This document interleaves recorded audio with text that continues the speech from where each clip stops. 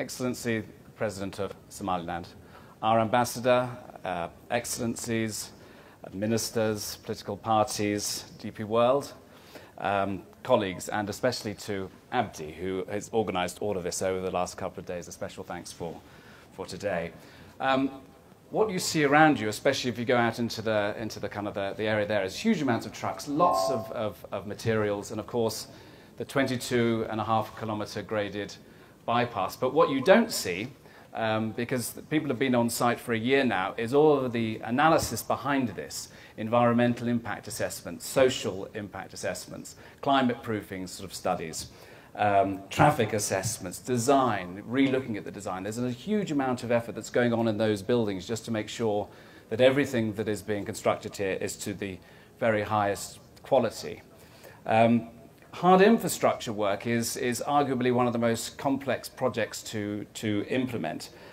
It needs what we always refer to as safeguards. I mean, safeguards are about looking after people, especially people that are living here near the bypass site, the environment over which it's passing through, and we want this to last. We want this bypass to last. It has a British badge on it, as does the Abu Dhabi road just next door. So these are incredibly important that we get our safeguards right and we implement them. I just wanted to stress three things which were on my mind.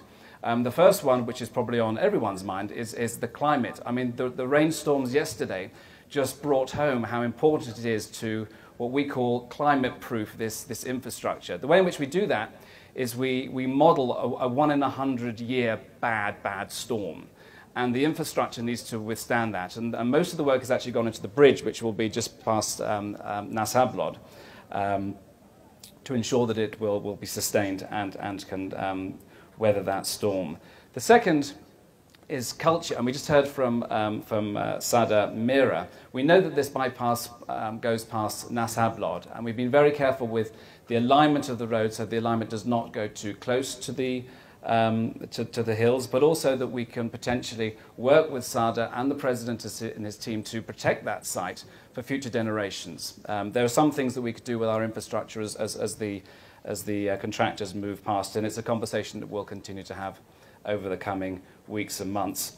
And then finally, it needs to be managed and looked after. This is the issue when our work stops. It goes over to the Roads Authority and to the Ministry of Transport to ensure that there are budgets, to ensure that it's looked after, to ensure it's maintained. There will be some big Ethiopian trucks that are going to want to roar down that road. You need to make sure the axle load is right and make sure that we have the systems to protect it and it lasts as long as it's designed for. And then finally, I mean, today is also a bit of a celebration about and this visit with our ambassador here is a celebration of the UK and Somaliland partnership and friendship, and we hope that this Hargaysa bypass will last the test of time. Thank you very much.